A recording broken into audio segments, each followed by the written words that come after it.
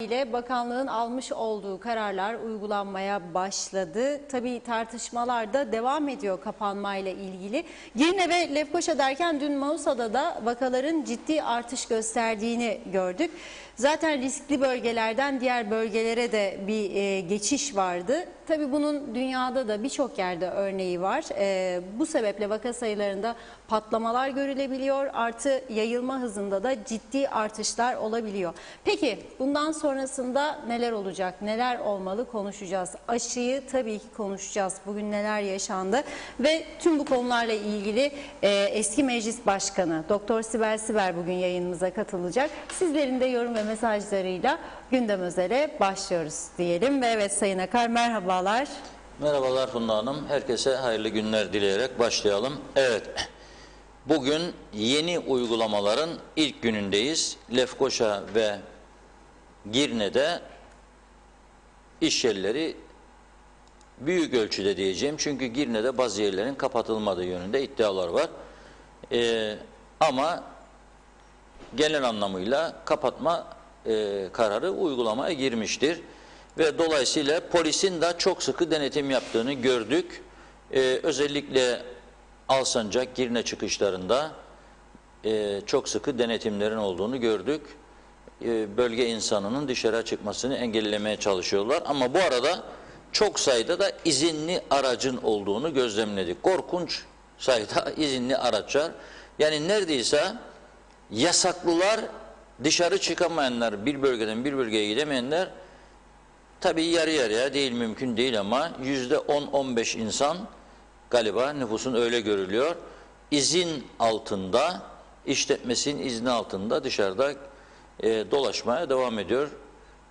Bakalım bunların kimisi görevini yapıyor, kimisi başka maksatla, bilemeyiz orasını ama polisin çok sıkı denetim yaptığını görüyoruz. Yine iş polisin başına düştü. Polis gene sokaklarda aynen tahmin ettiğimiz gibi Girne çemberinde çadırını kurmuş bu soğuk havada ve yağış da gelecek inşallah bu akşam yarın.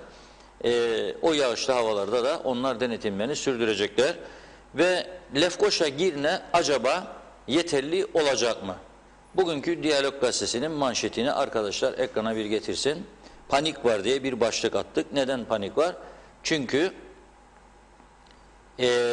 Lefkoşa'daki uygulamaların başlayacağını dün sabahleyin Sağlık Bakanı'nın devlet televizyonundan duyurması üzerine akşam açıklanan kararların fazla bir hükmü de kalmadı. Herkes tedbir almak isteyen kendine göre tedbir almaya kalkıştı ve Lefkoşa'dan Mausa'ya, Karpaz'a kadar uzandılar.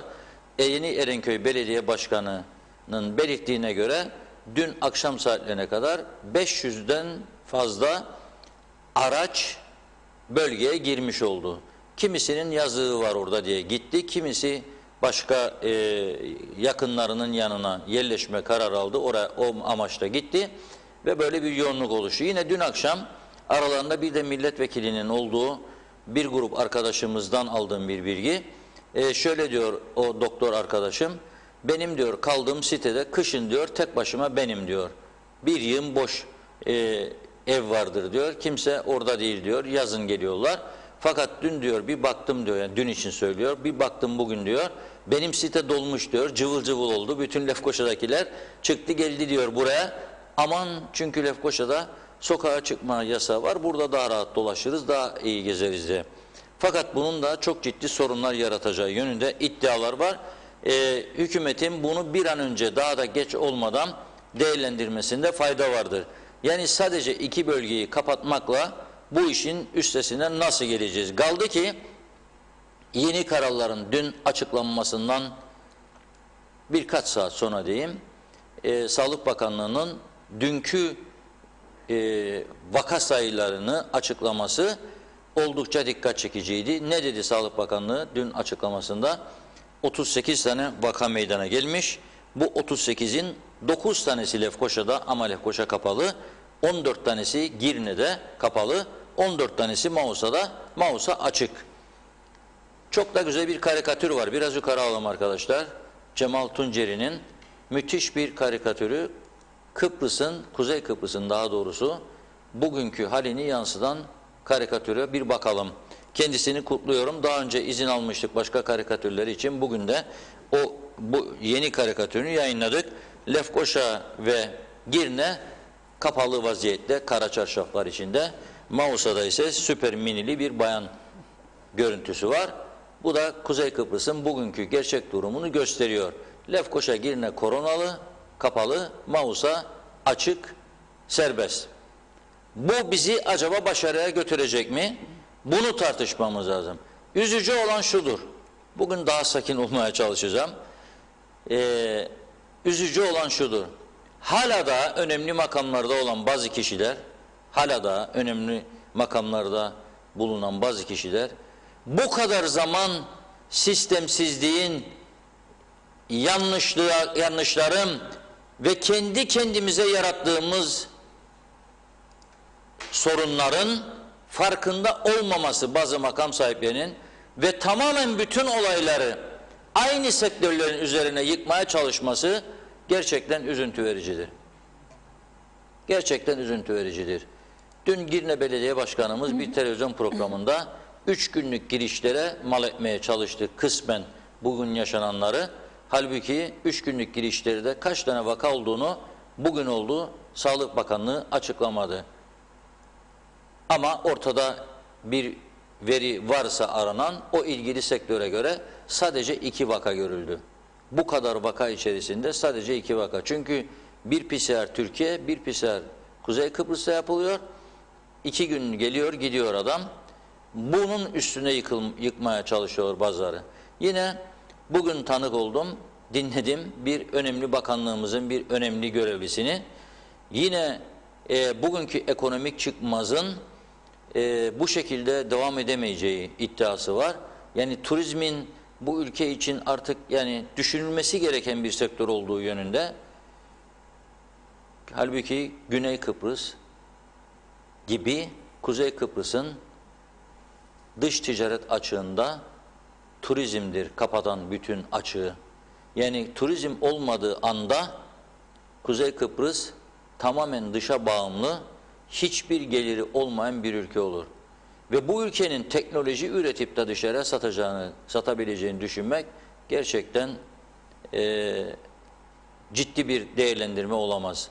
Biz bugün aşı programını bile, aşılamayı bile bir program halinde halkımıza açıklayamayacak kadar teknoloji acizi olduğumuzu göremiyorsak gerçekten üzüntü vericidir. Ve sadece kendi yarattığımız sorunları başkalarının üstüne yıkarak da bu işin üstesinden gelemeyeceğiz. Ne sorunları yarattık? Bize hediye edilen hastaneyi açamadık mesela. Ve çok önemli bir gelişme var. Biz şimdi programa girerken aldığım bilgiye göre Hemşireler ve Ebeler Sendikası acil durum hastanesine gitmeyi reddediyoruz diye bir açıklama yapmış. Acil durum hastanesini açacağım dedi Bakan Bey ki bu acil durum hastanesi 15 Kasım'da törenle açıldı. Türkiye Cumhurbaşkanı tarafından geldi buraya ekibiyle birlikte. Bize hediye edilen bir hastane, bir kuruşumuz yok içinde. Geceli gündüzlü çalıştı insanlar, bize 45 gün hastane verdi. Biz bugün oldu hastanenin içerisine ne hemşire koyabildik ne doktor koyabildik. Şimdi bir takım tedbirler almaya kalkıyor Sayın Bakan, bizlerin de her gün eleştirileri üzerine. Ama bu defa sendika çıkıp diyor ki reddediyoruz diyor oraya gitmeyi. Neden reddediyormuş? Sağlık Bakanlığı'na bağlı hiçbir yasal mevzuatta yeri yoktur diyor. Sağlık Bakanlığı'nın orayla ilgili hiçbir yasal mevzuatta yeri yoktur diyor. Teşkilat şeması da yok diyor. Yasal koruyuculuğu da yok diyor. Yani Sağlık Bakanlığı acil durum hastanesi üzerinde yetkisizdir demek istiyor Hemşireler ve Ebeler Sendikası. Gerçekten çok ilginç bir durum. Bu durumların içinden acaba nasıl çıkacaklar? Ben de çok merak ediyorum. Yani freni patlamış otomobil ne saat nereye gidip vuracak ve nereleri bertaraf edecek belli değil bu ülkede artık. Bakın toplumun çok büyük bir kısmını kapadılar. Açlığa terk ettiler. O kesim yine bugün oldu hala da hiç olmazsa düzelir inşallah bu ülkede birkaç ay sonra işlerimiz yoluna girer diyerek sessiz ve sakinlik içerisinde evlerine kapandı. Ama bir kısım da ki kapanma ihtiyacı yok. Maaş derdi yok ki olmayacağını da öğrendim. Çok şükür de olmasın tabii ki. Yani kimsenin maaşsız kalmasını kimse istemez. Borçlanarak oradan buradan ve yüksek faizleri de göze alarak ödeme telaşı içinde olduğunu biliyoruz hükümetin. En üst kaynaklardan aldığımız son bilgi. Yaşlılar bugün yarın ödenir dediler. Normal çalışanlar, yani emeklilerden bahsediyorum, emekliler ödenir. Normal maaşlar da İnşallah birinde ödenecek. Yani hadi olmadı ikisinde büyük bir çaba vardır borçlanma yönünde. Onunla ne olduğunu az sonra okuyacağım sizlere. Fakat toparlayacak olursak sistemsizlik, hastaneyi açamadık, doktor yok, hemşire yok. Mevcut doktor ve hemşirelerle götürmeye çalışıyoruz. Gitmiyor. Ambulans sayısı yetersiz. Sağ olsun onu da Allah razı olsun 5 tane Türkiye'ye gönderdi bize gene. Yoksa ne yapardık? Ve az önce aldığım bir ihbara göre gene korona paniğine kapılan veya temaslı olduğu için artık iş ciddiye bindi, ileride rahatsız olurum, hayatımı kaybetmeyeyim korkusuyla vatandaşlar bildiriyor. Hastane ambulansları yetişemediği için belediyenin araçlarıyla İskele bölgesinde gönderildiğini biraz önce öğrenmiş olduk. Programa girerken hemen teyidini yapamadık ama İskele Belediye Başkanı'yla arkadaşlarımız imkan bulursa konuşup bunu teyit edecekler bize. Öyle bir duruma geldiği ülke ve bu durumda biz hastanenin yasal mevzuatı var mıydı yok muydu? Sağlık Bakanlığı'nın da oraya hemşire göndersin, atasın da biz bunu reddediyoruz gibi bir yaklaşım hiç de güzel olmadı diye düşünüyorum. Bu sorunu aralarında gidermekle mükelleftiler. Ha hemşireler çok yoğun çalışıyor, doktorlar çok yoğun çalışıyor, biliyorum. Ama savaş durumlarında da silah omzunda, cephede şehit olanlar vardır. Geride kalanlar hayatını kurtarsın diye. Öyle kurtardık hayatımızı da bugünlere geldik. Da bu demokrasi saltanatını sürüyoruz. Da 13'lere kadar da ödemelerde güzel güzel başbakanlar, cumhurbaşkanları, bakanlar, milletvekilleri, müdürler, müsteşarlar, danışmanlar, danışmayanlar, müşavirler gidiyor da gidiyor. 5000 tane resmi hizmet aracı, siyah Mercedesler, makamlar, ombudsmanlar, başsavcılıklar, savcılıklar, sayıştaylar, bunları yarattık bu sayede. Şimdi savaştan beter bir durumdayız. Eğer başlarsak içimizde çorap ipliği gibi sökülmeye bu hiç de iyi olmayacak. Ama en başta kendini toparlaması gereken hükümettir. En başta kendini toparlaması gereken hükümettir. Bakıyorum bugün o konuşur, bu konuşur, başbakanla cevap verecek. Kimisini dinliyor, kimisini dinlemiyor, kimisine cevap veriyor, kimisine konu değiştiriyor. Ama bu tarafta işrahat bekleyen bir ülke var. Acil kararlar bekleyen bir durum var. Aşılama konusunda nereye geldiğimizi bilmiyoruz. Sabahleyin Sayın Bakan'ın, Sağlık Bakanı Ali Pilli'nin bir konuşma yaptığı bilgimize geldi. Dedik ki o konuşmayı sizinle birlikte izleyelim. Sonra memleketin gidişatı konusunda daha sağlıklı konuşma imkanımız olur diye düşünüyorum. Ali Pilli Bey'i dinliyoruz.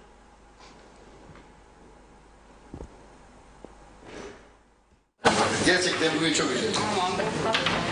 Gerçekten yani bu koltukta olmak istemiyorum. Bugünkü bazı konuşmalardan dolayı bir soru çıkacak. Doğruları söylesene. Ya ben siyaseti beceremiyorum, anlamıyorum bu şekilde siyasetten ama başlangıçta şunu söylemek istiyorum. Bir kere sırayla her şeye cevap vereceğim. Sağlıkçı sayımızı arttırdık. Yani bulabildiğimiz kadar doktor bu ülkede doktor bulmak kolay değil. Kimse gelmiyor. Yani keşke gelselerdi de biz bu doktorları hepsini alırdık. Herkes getirsin, kim isterse burada bize doktor getirsin, biz alırız. Ama biz doktor bulamazdık. Gelen doktor. Dolayısıyla bulabildiğimiz kadar da işte burada Halkın Partisi'de bakanları da vardı. Her geleni de aldık. Ama yok. Bulduğumuz mesela PCR yapmak kapasitemiz 50 sıfırdı aslında. İlk başta 50-60 falan yapardık. Şimdi 3.000'lere 5.000'lere çıkarttık. DNA laboratuvarı, hiç DNA laboratuvarımız yokken doğruyu büyüttük DNA laboratuvarı. Mausa DNA laboratuvarı yaptık. Yani yüzlerden ya 5.000'lere çıktık sayı olarak. DNA çalışan personel 15-20 tane personel aldık. Yani almadık değil, yaptık. Yoksa bu seviyeye kadar gelemezdik. Mümkün değildi. Medikal alet olarak biliyorsunuz şey olarak solunum cihazımız ne kadardı? 30 tane solunum cihazı. Bir tane yoğun bakımımız vardı. Şimdi nöroloji yoğun bakımı var. Göğüs yoğun bakımı var. Pandemide yoğun bakım vardı. Ayakta tanı merkezinin altyapısını yaptık ve her an yoğun bakıma dönecek. Yani zor bir duruma geldiğimiz an oraya da kullanabilecek kapasiteye eriştik biz. Yani bunlar nereden nereye geldi?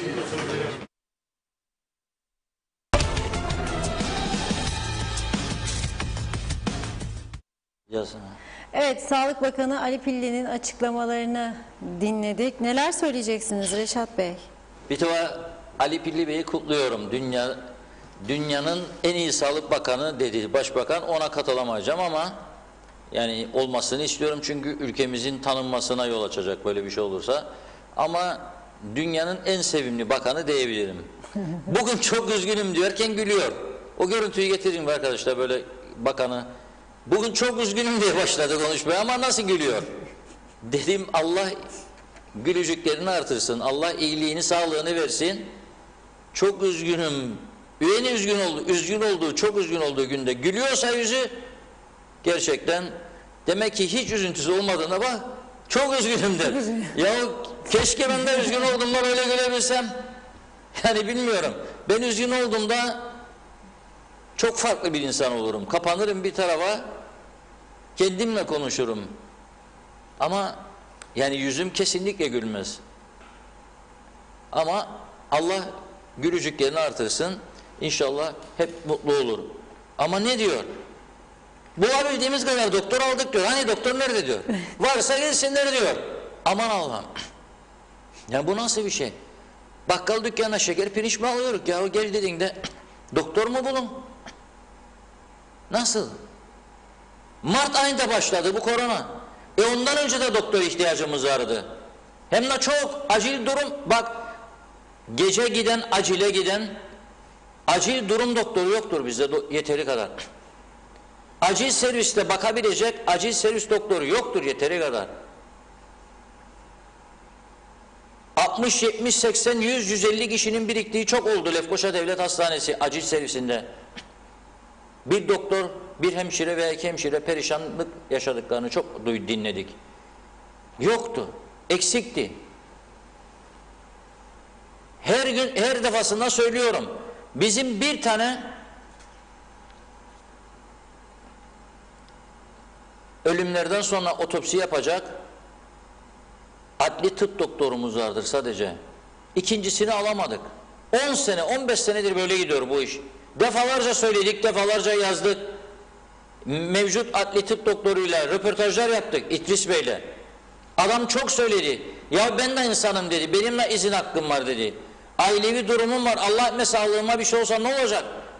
Ölüler kalacak buzlukların içerisinde, haftalarla otopsi yapılamayacak. Veya şüpheli ölümler vardır. Kim yapacak bu şüpheli ölümlerin otopsisini? Eğer ikincisi yoksa. Almadılar, umursamadılar. Sadece ve sadece belirli konulara odaklandılar. Yani mesela dediğim gibi bakan olduk, kaç gün gidecek? Bu bakanlık 3 ay, 5 ay, hele son zamanlarda 8-10 ayda bir hükümetler değişiyor. Adam düşünür, ya ben geldim 8 ay, 10 ay bakan olacağım. Şimdi birkaç tane çevrem ki bir sonraki seçimde seçilebilmem için ihtiyacım var, onu mutlu edeceğim. Mesela 3 tane 4 tane yeni araba alacağım. İhtiyaç var yok önemli değildir. Bütçeye koydurur, alır 5 tane 6 tane. Ha başka ne yapacağım? 15-20 kişi iş aldıracağım, 50 kişi aldıracağım. Nere olursa olsun onunla uğraşırlar. Ama memleketi, insanlarımızın geleceğini düşünerek karar var mı, bir tane ortada yok. Bugün mü konuşacaktım ben hastanenin doktor ihtiyacını? Mart'tan beri ne yaptık?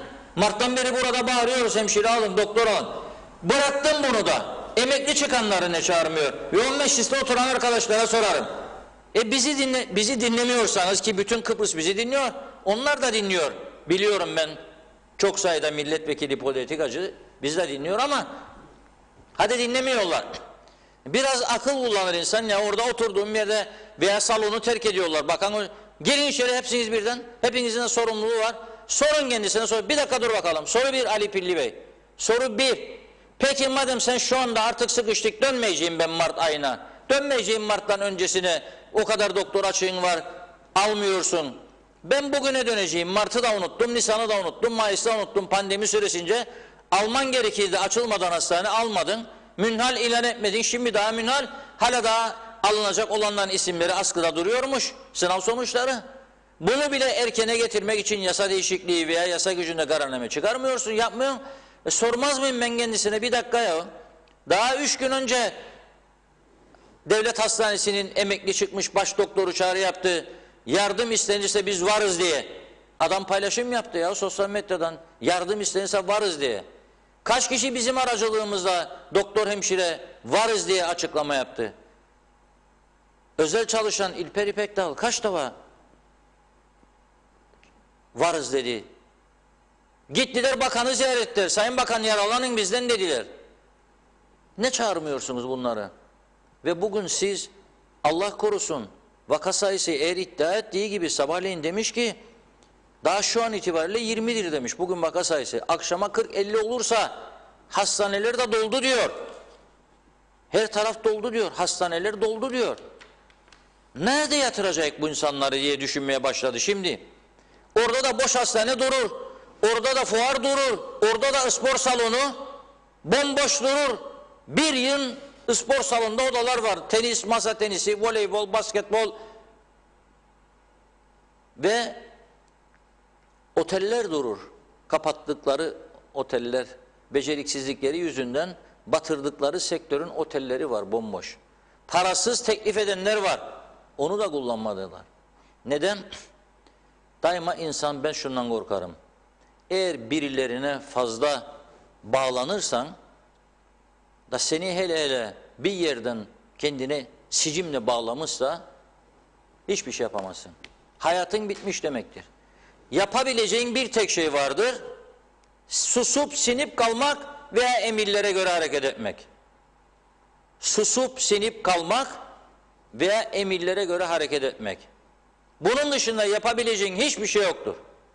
Bunun dışında, söylediklerimin dışında bir şeyler yapabileceğini iddia eden varsa bu hükümetin içerisinde buyursun yapsın göreyim. Veya bu meclisin içinde buyursun yapsın. En çok hesap soracağını iddia eden parti bile geldi, Halkın Partisi. Bir iki tane yolsuzluk iddiasını savcılığa taşıdı. Bunun dışında ne yaptı? Yapabildi mi? Bir tanesini yargıya taşıyabildi mi? 3 sene geçti aradan. 3 sene hükümette bulundu. O da yapamadı. İddia ettiklerinin çoğunu. Örnek olmaya çalıştı. Dürüst çalıştı. Makam arabası kullanmadı. İzaz ikramlarını kendisi harcadı. Ama icraat yapmak ve netice almak başka farklı bir şeydir. Hayat tecrübesi ister. Araştırmak ister. Okumak ister. Dinlemek ister. Yok ki kalıplaşmış yazılardan, felsefik yazardan bahsederim. Dünya nasıl çözüyor bazı sorunları? Ne tür yenilikler yapıyor? Ne tür değişimler yapıyor? Ama neticede hemen hemen herkesin bir farklı açıdan korkusu vardır. Ya bir yerden dediğim gibi zincirlerle bağlanmışlık vardır belirli çevrelere, ya da siyasi ideolojik bağlantılar vardır. Partisel çıkarları düşünerek hareket etme vardır. Ama bu ülke artık bunları kaldıracak durumda değildir. Bir daha seçilmeyeceğim diye düşünüp üzerine gitmekten başka çaresi yoktur. Ama şu andan itibaren ben görüyorum, bir daha seçilmeyeceğim diye üzerine gitmeyi kararı alsalar bile bu saatten sonra çok şey başaramayacaklar. Kısmi başarı olabilir ama genel olamaz. Hele ben görünce bunu, savaş vardır burada, savaş. Herkes endişe içinde, korku içinde, ne olacak yarınlar diye. Bir de tabii dedikodu mekanizması var bu ülkede. Bir de sosyal medyada yalan doğru, yanlış doğru hiç fark etmez bombalamalar vardır, iddialar. O yüzden baktığımızda insanlarımızın psikolojisi gittikçe bozulurken bu taraftan Hemşireler Ebeler Sendikası'nın böyle bir açıklama yapması, Sağlık Bakanlığı'nın da o tarafta doktor hani var da almadık mı, varsa gelsin demesi doğru bir olay değildir. Şimdi ben doktor olsam, Türkiye'de yaşayan bir doktor, hele özelde çalışan, 100-150 bin lira, 200 bin lira, 300 bin lira aylık gelirim var. Vatan millet Sakarya'ya gideyim, Kıbrıs'a anam da sağdır ya da babam da göreyim de onları da, memleketime hizmet edeyim. Zaten birinci, çok da başarılıysa hayır ettirmeyecekler kendini sistem. Sistem içinde yutacak. Bir taraflardan saldıracaklar da kendine, adam hayır etmesin diye. 2, 6.500 lira verecekmiş bana. Ama o taraftan partilidir diye aldığı 100 kademe yöneticisine de 15.000 verecek. Veya evine yolladı, hadi kardeşim sen benden önceki hükümetin müdürüydün, müsteşarıydın, git evine dinlen, al 15-18'i otur yerine ve sesini çıkarma. Nasıl olsa burası artık bu düzeni biz değiştiremeyik. Ama onu da getireceksin, sen diyeceksin 15 saatte günde çalış, pandemi vardı 6.500 vereyim sana. 15 sene okuyup ya 10 sene okuyup da ondan sonra 10 senede tecrübe kazanacak da gelecek buraya. Bu böyle olmaz. Bu bakkal usulü olmaz. Şeker, pirinç, fasulye, kuru fasulye almaya benzemez bu iş. Bu çok farklı bir şeydir. Uzmanlık alanı gerektirir, deneyim gerektirir. Ama maalesef yoktur. Büyük bir üzüntü içerisinde durdum. Fakat hükümet neyle meşguldür bilir misiniz? Şimdi ay sonu geliyor. Mahcup olmak istemez hükümet. Geçtiğimiz ay 1 milyar 125 milyon Türk lirasını buldu, çatır çatır ödedi. Eğer çıksa deseydi, bak benimle konuşan çok insan vardır, mesajlar vardır, gelen mesajlar görüyorum. İnsanlar şöyle der, yani söylersiniz siz de bu 13. maaşlarda, işte biz de 13. maaşlar bazıları. Toruncuğuma ben okul parasını verirdim, o biri bilmem. Haklısın, tamam ya. Da normali aldın, 13 aldın torunca. Da öteki bırak torunu. Çocuğunun okul parasını ödeyemiyor. Okula gönderirken çocuğunu içine bir küçük süt koyamıyor. Evde soba yanmıyor. Yasak olduğu halde, bir zaman yasaklandığı halde herkes odun sobalarına döndü. Mangal yakarlar evde, zehirlenenler vardır. Be arkadaşım, çok farklı bir süreçten geçerik. Ama sen bunu anlatabilmen için halka yeni sıfır arabalar almayacaksın bir. Diyeceksin ben bu fedakarlığı da yaparım. Yeni Zelanda'nın kadın başbakanı Covid başladığında yıl sonuna kadar dedi ben ve bakanlarım maaş almayacak dedi. Ondan sonra senin alacağın bütün önlemlere toplum uyar. Seni görecek önce bir ne yapıyorsun? Ondan sonra toplum uyar.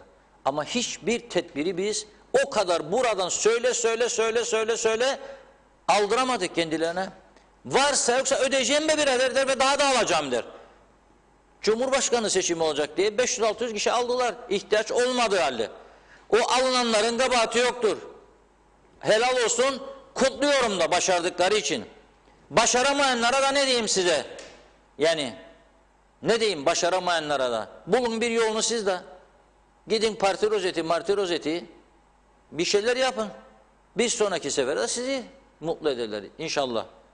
Ama sonu nedir bu işin? Sonu batma. Nasıl ki şöyle. Programa girerken Göksel Saydam Bey'in paylaşımını okudum. Bakanlar Kurulu kararını da almış koymuş oraya. Önce Bakanlar Kurulu kararını okuyayım. Sosyal Sigortalar Dairesi'nin Credit West Bank'tan 30 milyon Türk lirası limitli borçlu hesap kullanması. Credit West Bank'tan Sosyal Sigortalar Dairesi 30 milyon borçlanacakmış. 2 yıl önce sevdiğim bir Çalışma Bakanı'nı güçlendirme bağısına buradan dedim dağıtmayın. Bir fon var elinizde ve dağıtmanın merkezi de medyadan başladı. Vermeyin bize dedim bu paraları. Yazık günahtır, işçinin parası, yarın o bir gün sıkışacaksınız. İhtiyacınız olacak, paranız olmayacak. Bu sigortalar yıllar yılı borçlandı, borç batağına sürüklendi. Yapmayın bunu dedim. Aman Allah'ım aman. Büyük günah işledim ben. Öteki çevrelerden bazana saldırttı üstüme sağdan soldan. Bugün sosyal sigortaların 200 milyonla parası vardı içeride. Bir kısmını o koronadan önce dağıttılar.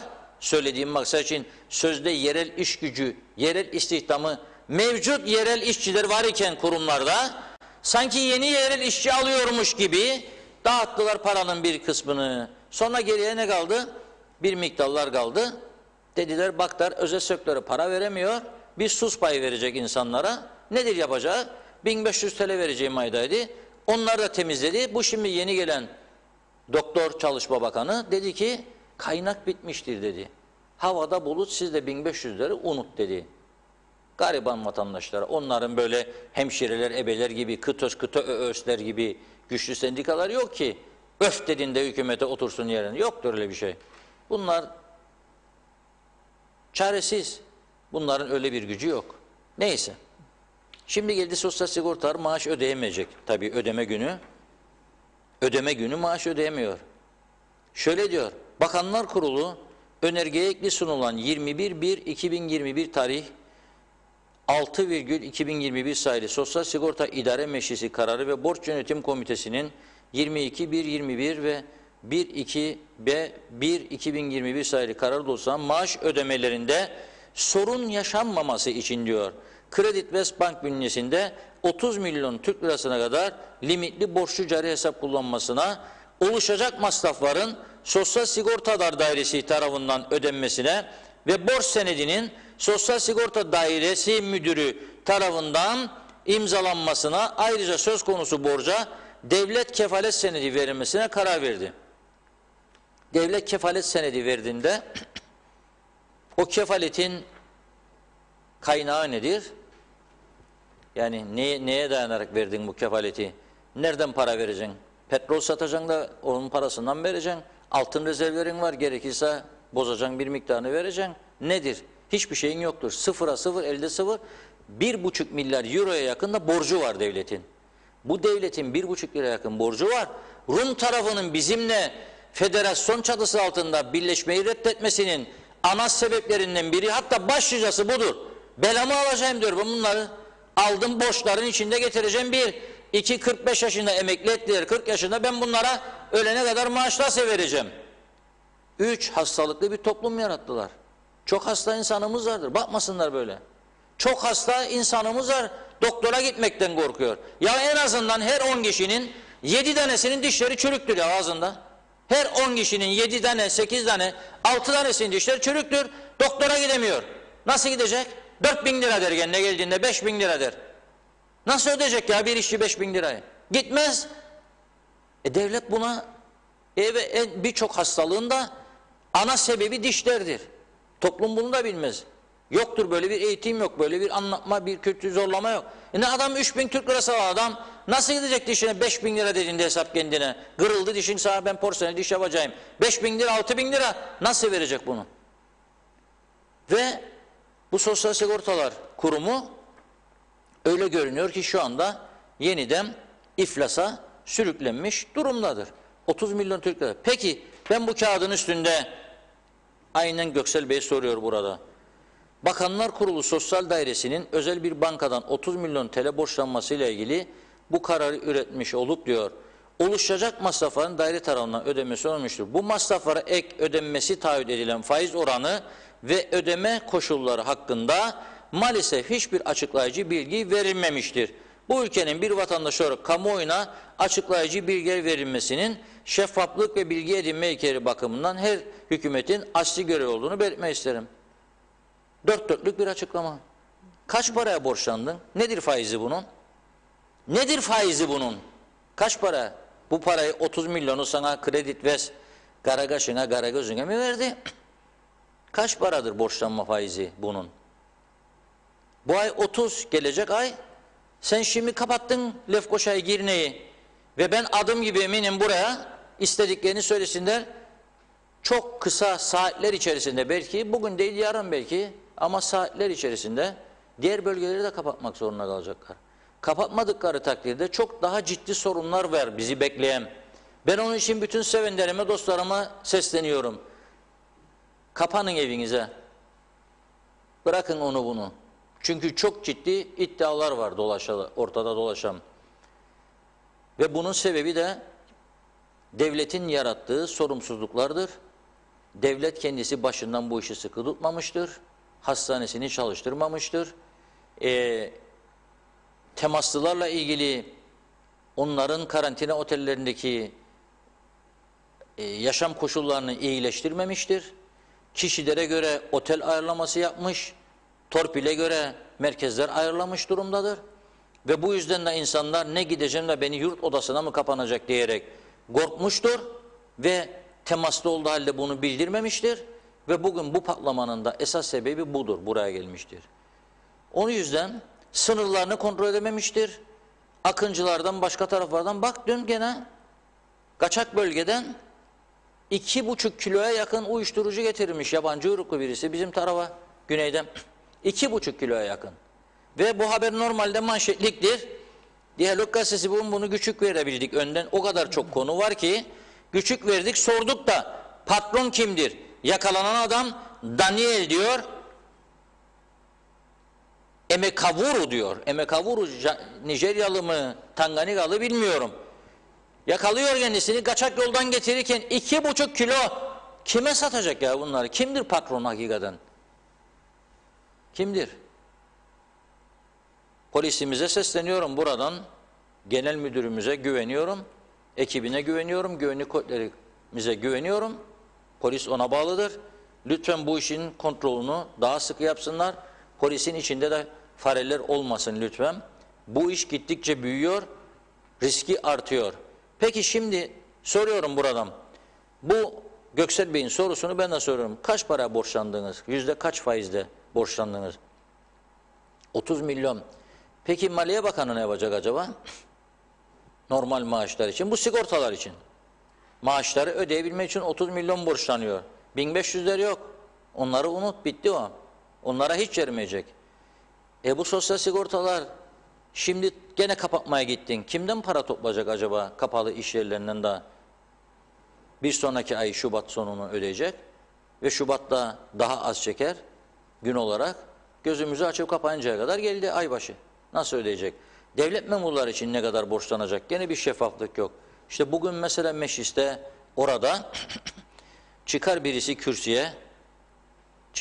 kürsüye der ki çağrı yapıyorum buradan başbakana, bütün bakanlara, bütün iktidar partisine mensup milletvekillerine ve muhalefete mensup hepiniz salona geleceksiniz.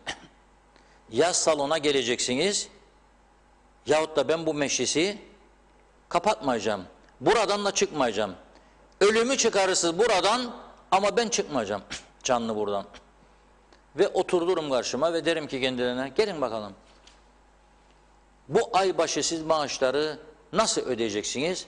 Nereden borçlanıyorsunuz? Yüzde kaç faiz veriyorsunuz? Bu sigortalar. Öteki devlet. Devletin ne vereceğini hükümetin normal maaşlar için bilme hakkımız vardır. Buradan ben bu çağrıyı yapıyorum. Bize lütfen bildirsinler. Hükümetlerden, siyasilerden menfaat bekleyen veya işlerinin bozulmaması için aman onlarla iyi geçinelim düşüncesinde olan ve bu ülkeyi iyi tanımayan herkese de sesleniyorum buradan. Silkinin ve kendinize gelin. Korkunun ecele faydası yoktur. Siz ne kadar yakın olursanız olun, ne kadar yedirir içirirseniz yedirin içirin, ne kadar rüşvet verirseniz verin, sizinle uğraşacaklar. Menfaat bir lokumcuk başka taraftan daha büyük geldiğinde sizi orada yok edecekler. Korkunun ecele faydası yoktur. 3 kuruş 5 kuruş daha büyük bir saltanat içinde yaşayacaksınız diye onurunuzu satmayın, kimseye de sattırmaya kalkışmayın. Hiç bunu yapmaya hakkı yoktur kimsenin. Onurunuzu koruyun. Koruyabildiğiniz kadar. Eğer kaldıysa tabii. Bu kesinlikle gelinen nokta artık bizleri çok daha ciddi önlem almaya zorluyor. Ve nihayet Ticaret Odası'na ve Sanayi Odası'na teşekkür ediyorum. Sanayi Odası'nın bildirisini tam olarak okumadım ama bir açıklama yaptığını duydum. Ticaret Odası Başkanı Sayın Turgay Deniz kendisi gönderdi bana. Açıklamasını odanın okudum. Nihayet dedim yavaş yavaş ekonomik örgütler gecikmeli de olsa doğru uyarılar yapmaya başlıyorlar. Ciddi bir tavır almaya başlıyorlar.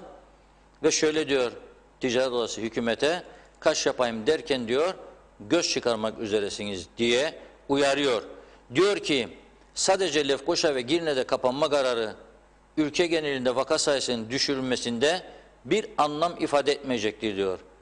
Bölgesel kapanma kararının basına düşmesinden sonra birçok vatandaşımız Gazi Mausa ve İskele'ye doğru harekete geçmiş, bu bölgelere akın etmişlerdir. Bu akın ileriki günlerde ülke genelinde birçok pozitif vaka olarak bizlere geri dönecektir. Ülkemiz şu an bir kaos içerisindedir. Yaşanan bu bölge değiştirme eylemi kaş yapayım derken göz çıkararak bulaş olmayan bölgeleri de tehlike altına atmıştır. Hükümet buna derhal bir son vermeli, kapatacaksa tüm ülkeyi kapatmalıdır. Bölgesel kapanma uygulaması örneği dünyada da mevcuttur. Birçok uzman İtalya'da benzer hatanın yapıldığını ve bu ülkede koronavirüs salgınının aşırı yaygınlaşmasına sebep olduğunu belirtmiştir. Alınan bu kararla ülke şu anda bu hatayı yaptığımız apaçık ortadadır. Hükümet bu süreçte ekonomik olarak Lefkoşa ve Girne'de bulunan özel sektöre hiçbir destek açıklamadığı gibi önümüzdeki süreçte de ülke geneline yayılması muhtemel bulaş için ne gibi önlemler almayı düşünmektedir acaba? Zira bu kararı açıklarken vatandaşlara evlerinde kalma çağrısı bile yapmamış, herkesin bölge değiştirmesine zaman tanımıştır. Doğru değil mi bu? Bizim söylediğimiz de dünden beri bu değil mi? İnsanlar yığıldı konvoy halinde, bugünkü gazetede de yayınladığımız gibi Karpaz'a, Mausa'ya. Tabii bu öyle bir şeye gelmiştir ki artık insanlar kendi şahsını ve ailesini kurtarma telaşı içine düşmüştür. Ve kendi çıkarı menfaatini koruma peşine düşmüştür. Çünkü sen bir açıklanacak kararı bile, alınmış kararları 2 gün erteliyorsun. Alınan kararları açıklıyor bir şekilde Bulaşıcı Hastalıklar Üst Kurulu'nun içindeki bazı kesimler. Sen sonra bu açıklanan kararları Bakanlar Kurulu'nda tartışıyorsun gece yarısına kadar. Sonra diyorsun ki bir de yarın bakalım ne olacak diye. Böyle kriz yönetilmez tabii. Sabahtan bakalım olmadan daha toplantılar. Bakanın senin gider televizyonda BRT'nin bunları açıklar. Akşama diyor kapatacak, akşama kapatacak ha dedi. Aman dedi kimse duymasın, akşama kapatacak. Ama televizyonun açık, herkes duyar, ben de duydum televizyondan. Ne oldu insanlar bu defa? Hadi be hanım dedi, hazırla bavullarda gidiyoruz Erenköy'e. Yazda. Ne? Zaten kapatıyor daireyi. Daire mayre yok, gitmeyecek. Borçlanacak, kriz, pes falan filan başka eller. No problem, o da ödenecek. Hadi hücum. Gidemeyenler, yazdığı olmayanlar, bu vatandaşlar arasında ciddi bir ayrımcılığı körüklemektir devlet eliyle. Ve yaptınız siz bunu. Ticaret Odası diyor ki, acele alınmış kararlar bizi bir adım ileriye götürmez. Aksine başladığımız yerden çok daha vahim bir duruma götürür. Bunun sonucunda ülkede önlenemez bir vaka artışından Lefkoşa Girne batmış iş yerlerinden işsiz kalan çalışandan başka bir şey olmaz diyor. Bu işin doğrusu tüm ülkenin izolesini sağlamak, tüm vatandaşların evlerinde bu süreci geçirmeni sağlamak için ülke genelinin kapanmasıdır diyor. Evet. Ülkenin genelinin kapatması çağrısı yapıyor bir yerde. Yani kapatacaksan ülkenin tamamını kapat diyor Sayın Ticaret Odası Başkanı ve ekibi. Bunu buradan aktarmış oldum. Dün biz buradan zaten yaptık bu çağrıyı. Dedik ki bu kapatma böyle olmayacak. Bizim çağrımızdan 2 saat sonra keşke yan olaydık. Açıklanan rakamlarda gördük ki Lefkoşa 9, Mausa 14 vaka. Hadi dedim ben de şimdi alın bir kararcık daha. Zaten başka işiniz yok. Hayır, ne iş yapacaklar başka? Ekonomi çat durdu. Turist yok. Öğrenci yok. Ne var? Makarna, pirinç, bulgur geliyor Türkiye'den. Marketle satıyor. Parası olan gidip alıyor. Gidip götürüyor evine. Pişiriyor, yiyor, ediyor falan filan. Durdu. Gelecek ay elektrik paraları ödenmeyecek mesela. Sigortalar ödenmeyecek. Vergiler ödenmeyecek. Banka borçları ödenmeyecek. Bu kadar büyük becerilerle ülkenin gideceği nokta budur. Ve aşılara geleceğim tabii ama biraz biriktiyse mesajlar okursunuz. İsterseniz. Bu arada Sibel Hanım'ı dün bağlayamamıştık. Evet. Bugün rica ettim kendisinden, onu da bağlamak istiyorum. Çünkü vatandaşlarımız merak ediyor hala bu aşılarla ilgili. Dünya Sağlık Örgütü'nün de bugün bir açıklaması var aşılarla ilgili. Onu da aktaracağım ama biraz mesajlarla Evet, bakalım ara verelim. izleyicilerimiz neler söylüyor. Önder Günaltın, bu memlekette herkes anladığı işi yapmadığı için bu durumdayız demiş. Doktor, insanlar hastanede görev yapacağına mecliste ne işi var? Herkes anladığı işi yapsın. Adamın biraz çevresi varsa hemen bir partiye üye olur, milletvekili olur. Bakkalı, kasabı, esnafı bu memleket ilk bunları düzelsin demiş. Siyasi bilimler okumayanı seçim hakkı olmaması lazım diyor. Evet, Mehmet İnancı, örtülü ödenekler dahil 13. maaş ödemeleri derhal durdurulmalı demiş. 13. maaş hak değildir. Ayakta duramayan bir devlet halkını biraz olsun düşünmeli diyor. İnanç Yıldız iyi yayınlar dilemiş. Teşekkür ediyoruz. Mehmet İnancı, sigortalar şimdi başka taktik uyguluyor. Senin daha 3 ay ödemen var, bitince seneye ödeneceksin demeleri ilginç ve vatandaşa günah demiş. Mehmet Kurtulmuş, hayırlı akşamlar. Reşat Bey, Allah razı olsun verdiğim bilgilere ama anlayan yok. Yazıklar olsun, en büyük TV 2020 demiş. Hasan Nihat Erduran, kefalet devletin menkul ve gayrimenkulleridir diyor. Gürkan Bengü Giritli, 40 yaşında yapılan emeklinin bedelini şimdiki gençler ödeyecek demiş. Evet, Hasan Nihat Erduran, dişçiler, eczaneler, doktorlar, avukatlar, müteahhitler vesaire ne gelir vergisi verirler? Reşat Bey, emin ol çoğu senden az gelir vergisi verir. Göksel Saydam abim de bunu gayet iyi farkındadır demiş. Yılmaz Ünal, helal olsun sana abi diyor. Şevket Tacel, tebrik size azdır Reşat Bey. Allah seni başımızdan eksik etmesin demiş. Altıner Kocano, güneyden sızma var dedikleri herhalde bunlar. Yok sigara, yok uyuşturucu diyor. Erol Canseç, gelişmiş ülkeler toplumlarını, bütün ihtiyaçlarını hızlı ve kolaylık bir şekilde düzeltirler.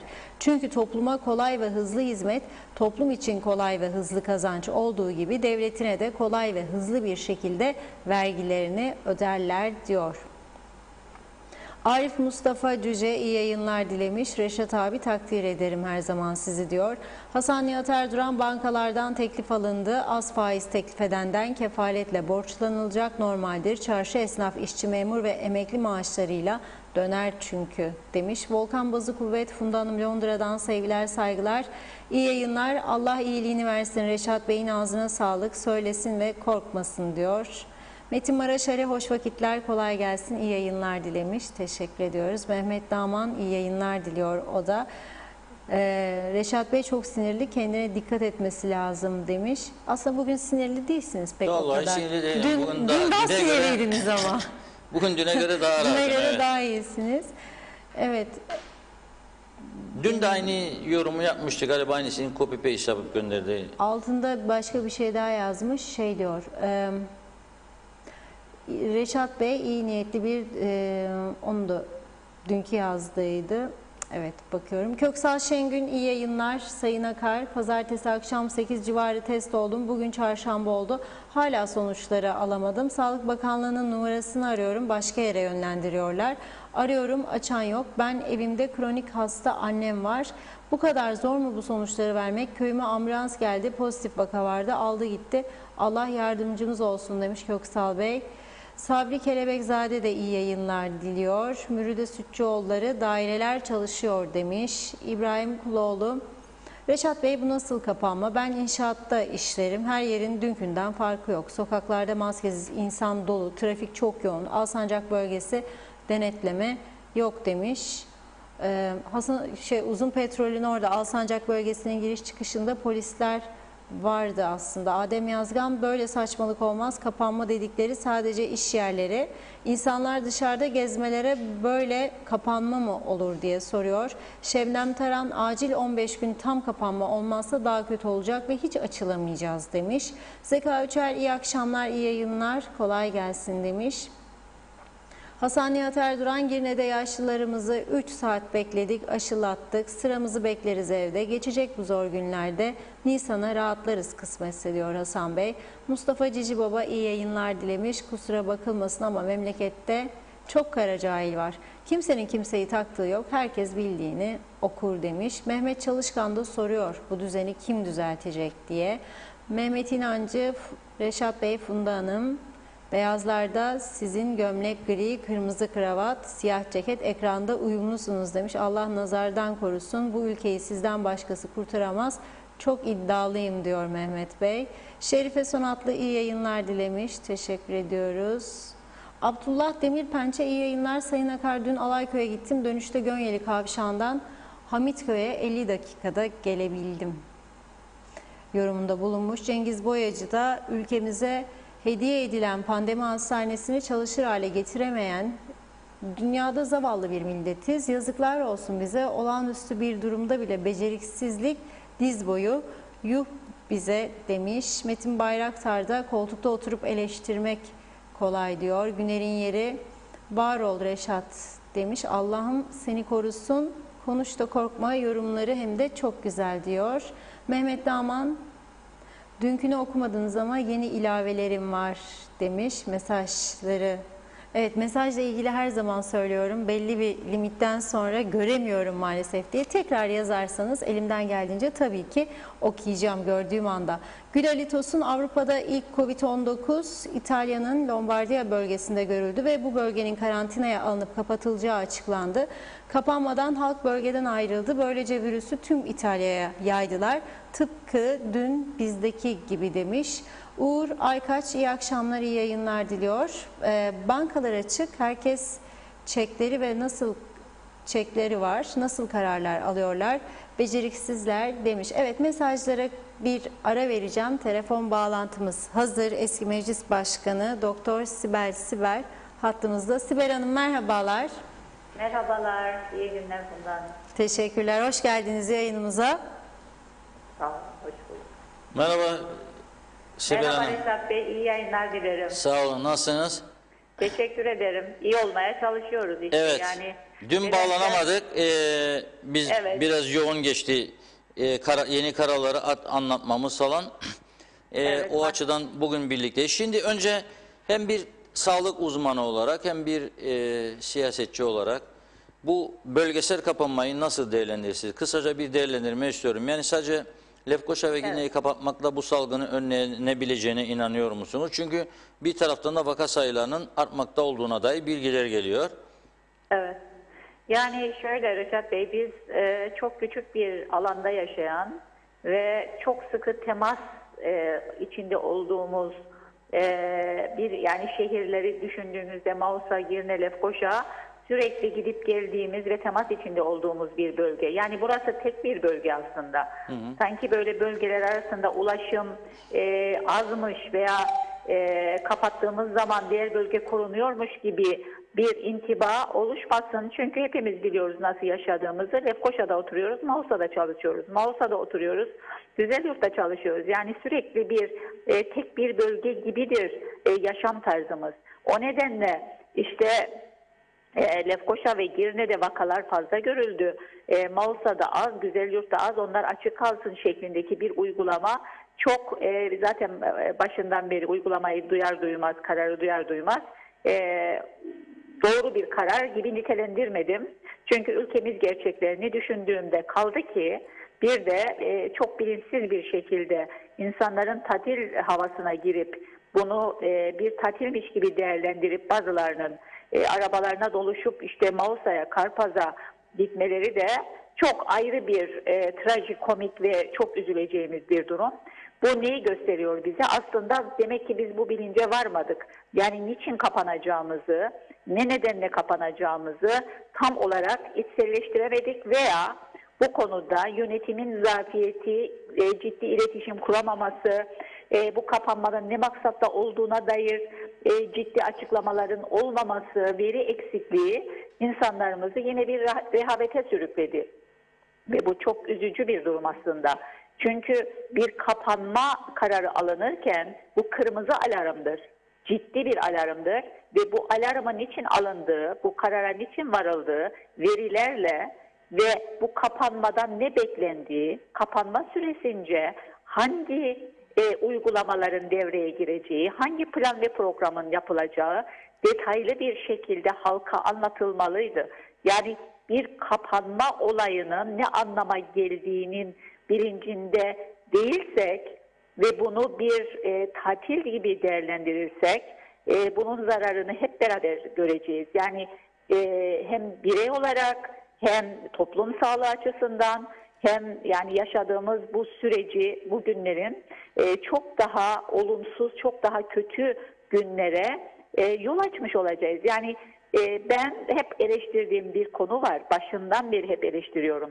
Bir kriz çok iyi bir iletişim gerektirir. Çok iyi, Aynen çok öyle. detaylı. Günlük verilerle, açıklamalarla. Mesela bana soruyorlardı, kapanacak mıyız Sibel Hanım? Şimdi dünyada bir kapanma kriterleri var. Yani bu kapanmayı neye göre yapacaksınız? Veri yok ki, yani ben bilmiyorum kapanacak mıyız. Sadece bildiğim günlük işte bu kadar test yapıldı, bu kadar kişi girdi, bu kadar kişi taburcu oldu. Bu tek başına yeterli bir veri değildir. Yani bugün sağlık servislerimiz, yoğun bakım ünitelerimizin yüzde kaçı doludur? Günlük vaka sayısının dışında müracaat eden ağır vaka sayısı nedir? Bütün bunlar halk sağlığı uzmanları tarafından değerlendirilir. İşte teknik komitede ele alınır. Bu karar verilir. Ama bu karar verilirken bu bir sosyal devlet anlayışıyla sizin de programınızda belirttiğiniz gibi bu durumun, yani kapanma durumunun yaratacağı bir takım olumsuzluklar nasıl giderileceği çalışması da çok önceden planlanır ve kapanmayla birlikte bu çalışma da anlatılır. Yerel yönetimlerle ortak çalışılır. Mesela az önce bana bir mesaj geldi. Dendi ki Sibel Hanım, benim engelli bir oğlum var ve kendisine bir bakıcı her gün gelip gidiyor. Şimdi biz bu bakıcıya izin almak için Lefkoşa'da bu kapanma döneminde müracaatımızı yaptık, sabah beridir bu saate kadar bir yanıt gelmedi. Veya başka bir vatandaşımızdan bir mesaj. Sibel Hanım, ben kalp hastasıyım, düzenli olarak evimin arkasındaki parkta yürüyorum, yürümek durumundayım. Şimdi bunun için, izin için müracaat ettim, bana yanıt olarak hayır dendi. Bunları kim yapıyor, neye göre yapılıyor? Bütün bunların plan ve programı yerel yönetimlerle, kaymakamlıklarla çalışılmalıdır. Çünkü biz diyemeyiz ki bu Covid'le dün karşılaştık da şimdi hemen nasıl bir organize olalım. Bir yıldır biz Covid'le yaşıyoruz ve bununla ilgili bir kapanma her zaman gündemimizde oldu. O nedenle bu konuda daha organize, daha sistematik çalışmaların olması gerekirdi. Bunların yaşanmaması gerekirdi. Nitekim o vatandaşımız az önce bana dedi ki işte biz birçok yere müracaat ettik, aradık. Tanınan, bilinen birisidir. Ve bize şimdi izin geldi ama bu durumda olan, işte evde yatar durumda olan ve destek alan, yardımcıya ihtiyacı olan ve yardımcıyla çalışan insanlar, mesela bunlar yerel yönetimlerin bildiği, kayıt altında olan insanlardır. Yerel yönetimlerle çalışmadan, organize olmadan, yani çok üzülerek bunları konuşuyoruz. Bunları söylerken, eleştirirken yanlışları açığa vurmak değil. Çünkü tedbirlerin alınmasında nasıl maalesef geri kaldığımız ve sistematik ekip ruhuyla çalışmayı nasıl beceremediğimiz ortaya çıkıyor. Yani bunlar çok üzücü. Bunun değerlendirmesi, mesela Lefkoşa ve Girne kapanacak. Bunun kararını epidemiyoloji, halk sağlığı uzmanlarıyla konuşuldu mu? Yani bizim sadece bu bölgeyi kapatarak ne yapabileceğimiz, nasıl bu mücadelede nasıl başarılı olacağımız, kıstaslar, veriler enine boyuna tartışıldı mı? Hiç emin değilim. Evet, doğru söylediğiniz. Şimdi tabii bu işin bir boyutu ve tatil gibi Lefkoşa'ya bırakıp da o bölgeye gitmek işin bir boyutu bu. İkincisi, siz yani kuaförü, berberi, pastaneyi, kafeyi, restoranları, her tarafı kapattınız. Bu insanlar ayakkabıcıyı, konfeksiyoncuyu işinden oldular. Öte taraftan devlet dairelerinin bir kısmını çalıştırıyorsunuz. Kaldı ki geçen hafta vergi dairesinde bir vaka çıktı ama çok sayıda temaslı var. O temaslılar otellere kapatıldı. Bunun gibi birçok çalışma dairesinde oldu, sigortalarda oldu, birçok dairede çıktı ve bir panik havası yaratıldı. Şimdi bazı daireler çalıştırılıyor. Yani Covid oraya girmez de ayakkabıcının dükkanına mı girer? Bu ciddi bir tartışma konusu oldu. Yani bir kısım var, bir kısım yok. Dediğiniz gibi inandırıcı, yani kamuoyunu bilgilendirici, tatminkar, bilgi verici olması lazım bir kriz yönetirken. Ama öyle bir karmaşık kapatma programı açıkladılar ki tamam, yani çok karmaşık, kafalar karışık. Mesela daireler konusunu üst amirinin vereceği karara göre diyor. Ne demek yani üst amir sağlık uzmanı değildir ki, o nasıl karar verecek? O işine göre bakanına gösterecek kendi ki sayın bakanım hepsini getirdim çalıştırıyorum döve döve oraya da diyebilir. Bakanına aferin evladım sen güzel müdürsün başarılısın diyebilir. Ve bu nasıl bir mantık, nasıl bir zihniyet? Yani olamam, benim aklım almaz. Menteş dayı vardı çocukluğumda mahallede bakkal, vallahi billahi hesabı kitabı daha iyiydi. Yani bunu üzülerek söylüyorum ama mecburum artık, yani o noktaya geldik. Bir de şu konu vardır. Aşı konusu. Evet. Bu son bir hafta içinde, 10 gün içinde ikincidir. Sosyal medyada bana da telefonda haberin var mı? Adam aşı yaptırdı ölmüş. Bu da insanlar bu aşıyı yapalım mı yapmayalım mı? Zaten bir panik var. Yaşlıları götürdüler. Oturacak yer yok. Soğuğun içinde bekletiyorlar saatlerce. Geldiği sıran gelmediği sıran. Hadi aşı bitti git evine de yarın gel. Bir taraftan da acaba olursam ne olurum ne olmam? Bu konuya da kısaca bir daha sizinle bir açıklık getirelim de. Evet. Yani aşılar konusunda biliyorsunuz Reşat Bey, daha önceki programınıza da katıldım ve Evet. bu konularla ilgili aşılanmamız gerektiğini, bugün bu virüsle savaşta iki yol var elimizde. Yani bir tanesi umuttur aşılar. Aşıları nasıl umuttur? Ümit ederiz ki yeterli antikor oluşacak ve bu virüsün bizi hasta etmesini en azından veya ağır hasta etmesini önleyecek. Bütün ümidimiz bu. Bugün dünyada bugün itibarıyla 71 milyon insan aşılandı. Ve bu aşı firmaları bu aşılanan insanların sürekli antikorlarını, yani belli grupların üniversiteler aracılığıyla çalışmalarını sürdürmeye devam ediyorlar. Antikorlarına bakıyorlar. Antikorların ne kadar yükseldiğine bakıyorlar. Mesela İsrail en fazla aşılamayı yapan ülke olarak nüfus bazında. Nüfusunun %30'unu aşılamış. İsrail'in açıklaması vardı Sağlık Bakanlığı'nın. Birinci aşılamadan sonra ikinci aşılamaya kadar olan o 3 haftalık dönemde birçok insanın, binlerce insanın yine Covid'e yakalandığını maalesef tespit etmişler. İkinci aşılamadan sonra bu rakamın çok çok azaldığını, çok yani minimal seviyeye düştüğünü, dolayısıyla ikinci aşılamadan 1-2 hafta sonra kanda bu virüsle mücadele edecek yeterli savaşan maddelerin oluştuğunu, antikor dediğimiz maddelerin oluştuğunu açıklıyor bize. Bu geniş büyük kitlelere aşılama yapan ülkeler. Mesela bu aşı firmalarından bir tanesi de mutasyonları çalışmış. Güney Amerika'da ve İngiltere'deki mutasyonları çalışmış Moderna ve onlara da etkili olduğunu, ama ne yazık ki mutasyonsuz virüse etkisi kadar güçlü bir etki olmadığını tespit etmiş ve bununla ilgili çalışmalar yapılıyor. Acaba bir 3. dozda gerekecek mi? Yani bütün dünya bu aşılarla ilgili daha detaylı bilgileri bu geniş aşılama programlarından sonra elde edecek bilimsel çerçevede. Ama biz iki nedenle aşıdan korkuyoruz veya endişe etti toplumumuz veya az önce sizin söylediğiniz gibi bir, aşı yapılırsam bir şey olur muyum? Hasta olur muyum? Yani aşılar güvenli mi? İki, aşılar etkin mi? Yani ben bu aşıyı boşu boşuna mı olacağım? Gerçekten işe yarayacak mı? Aşıların güvenliği konusunda dediğim gibi dünya Avrupa ülkeleri ve kayıtlara geçen en fazla aşılama BioNTech ve Moderna aşıları. Onay almış iki aşı, işte 71 milyon insan aşılandı. Biz Türkiye, Brezilya ve birçok ülke bu Sinovac aşılarıyla, Çin aşısı dediğimiz aşılarla aşılanıyoruz. Şimdi Türkiye'yi en yakın gözlemlediğimiz ve takip ettiğimiz ülke Türkiye.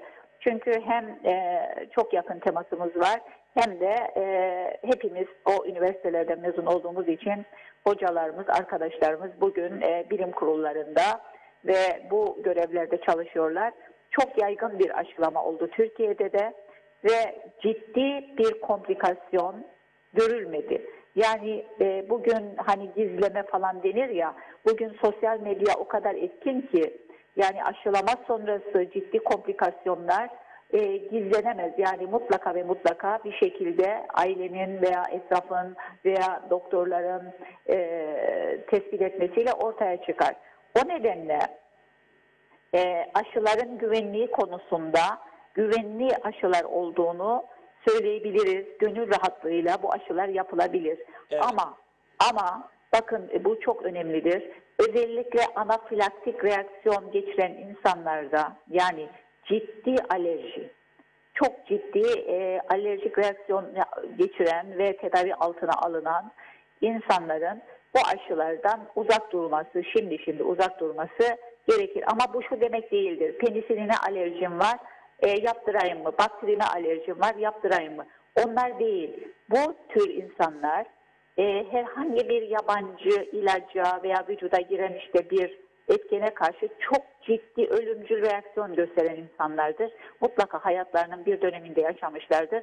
O insanlarla ilgili temkinli olmak gerekiyor. Ama şu durum var Reşat Bey, hani işte aşı yapıldı ve ertesi gün öldü veya ölü bulundu veya kalp krizi geçirdi. Şimdi bir defa nüfusa bir grubu, hangi grubu aşılıyoruz biz şimdi? Yüksek risk grubunu. Yüksek risk grubu kimlerdir? İşte kalp hastaları, tansiyon hastaları, şeker hastaları yani ve ileri yaştakiler. İşte 80 yaş üzerinden başladık, 65 yaş üzerine geldik.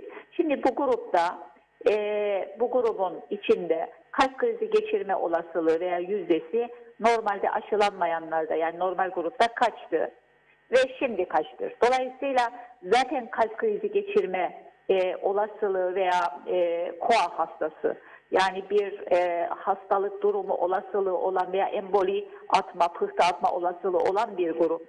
Dolayısıyla aşıya tesadüf etme olasılığı çok yüksek. Aşıdan sonra geçirmiş olma olasılığı çok yüksek. Hatta ben geçenlerde anlatmıştım. Muayenehaneyi yeni açtığımda, yeni mezun olarak geldiğimde bir hastama Amerika'dan bir kolesterol hapı getirmesini tavsiye etmiştim. Çünkü kolesterolü düşmüyordu. O hap da yeni çıkmıştı ve Amerika'da vardı sadece. İşte bir şekilde getirdi hasta ve hapı içtiği gün akşamında kalp krizi geçirdi. Ve haptan mı oldu diye büyük böyle endişeler oldu. Fakat anjiyosu yapıldığında tabii ki bütün damarların tıkalı olduğu ama tesadüf hapı aldığı gün ki bugün çok yaygın kullanılan bir kolesterol hapıdır. O zaman daha bilinmiyordu. Evet. Böyle tesadüfler olabilir tıpta. O nedenle hani aşıyı yapındı da kalp krizi geçirdi diye bir korku ve endişe yüzdelere bakıldığımızda olmaması lazım. Çünkü evet. Yayın yok. Yani bu tür yayınlar biz bakıyoruz. Bu tür yayınlar bilimsel yayınlarla karşılaşmadık. Yani çünkü bu büyük bir sorumluluktur hastalarımıza tavsiye ederken. Peki. Ve bu sorun. Evet. Teşekkür ediyoruz. Zaten bugün az sonra okuyacaktım ama siz hattımızdayken söyleyeyim, paylaşayım.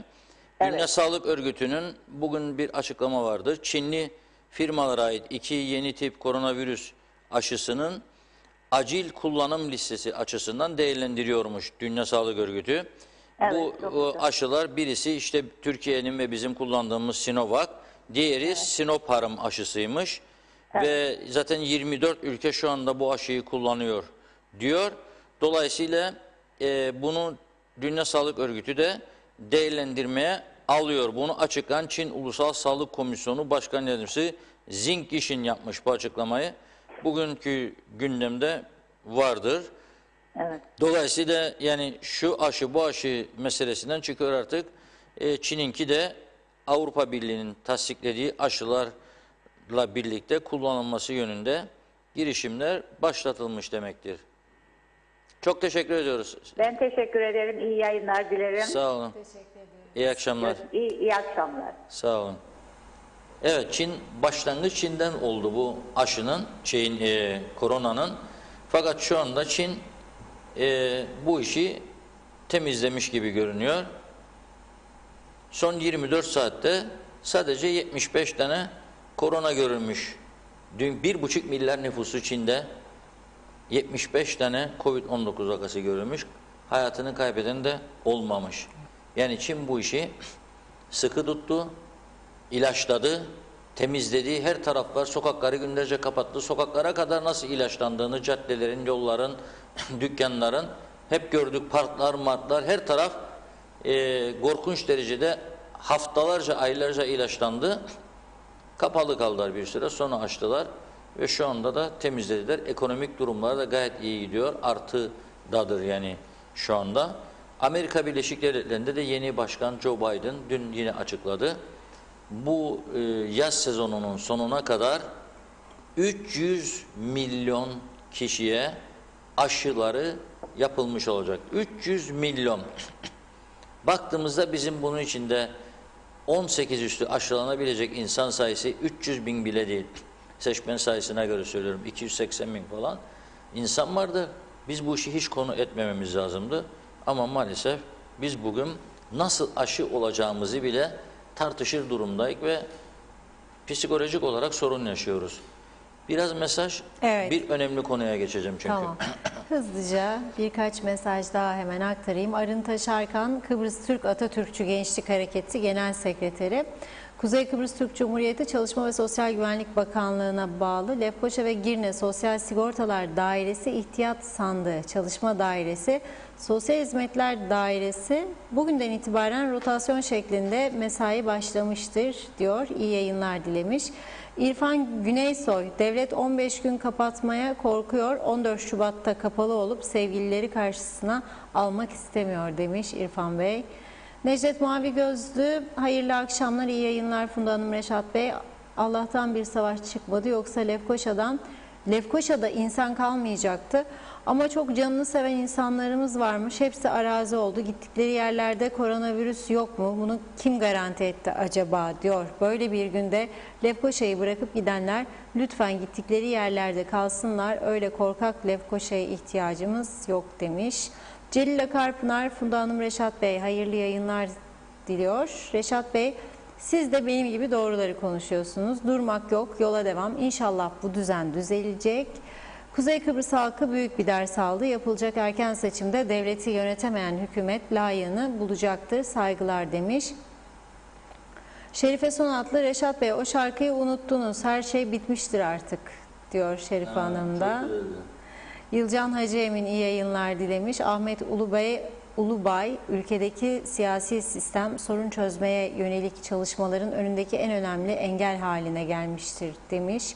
İsmet Ezel soruyor, Hemşireler Sendikası hükümet üstü mü diye. Hasan Nihat Erduran, siyasiler her kesimden pandemi hastanesine muhalefettir, yazık demiş.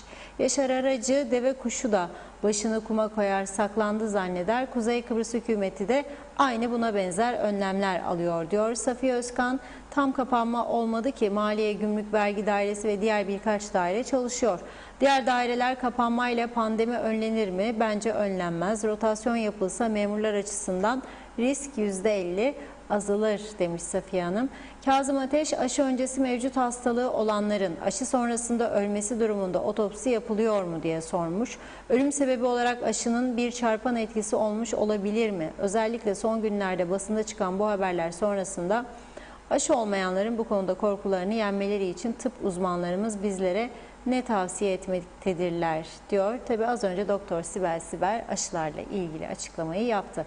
Mehmet Daman, yeniden iyi yayınlar diliyorum. Evet, sonunda mesajınız yetişti. Bugün bugün Reşat Bey daha sakin. İnşallah bir gün her şey yoluna girer, çözüm bulur da daha güzel şeyleri konuşma imkanı buluruz. İçinden geçtiğimiz bu zorlu süreçte her zamankinden daha çok birbirimize sevgi, saygı, dayanışma içerisinde olmaya ihtiyacımız var demiş. Saideoğlu, Doktor Sibel Siber Hanım'a teşekkür ediyorum. Sizlere de sağlıklı yayınlar. Teşekkür ediyoruz.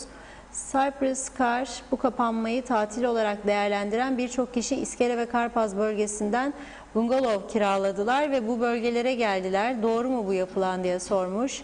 Ebru Çeneli, Sibel Hanım, keşke hükümet istifa etse tekrar teknokrat hükümetin başbakanı olsanız diyor. Derin Ökçelen, iyi akşamlar, iyi yayınlar dilemiş. Hasan Nihat Erduran, aşının faydası olmasa bile zararı olmayacağı açıklandı. Bir an önce aşı işi bitirilmeli. Özel sağlıkçılar figüran değiller. Sisteme dahil olmaları şarttır. Zaman yardımlaşma gerektirir diyor Mehmet İnancı.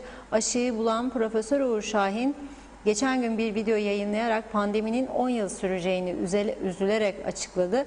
İnsanımız artık rehavetten uzaklaşsın, bu hastalığı lütfen ciddiye alsınlar diyor. Sayar Aker, bizim halkımızı ahmak ya da cahil yerine koymayalım. Hayatı seven kendine sağlık ister, siyasi çıkarcılık halkı bıktırdı. Temiz havadan maskelere fayda yok demiş.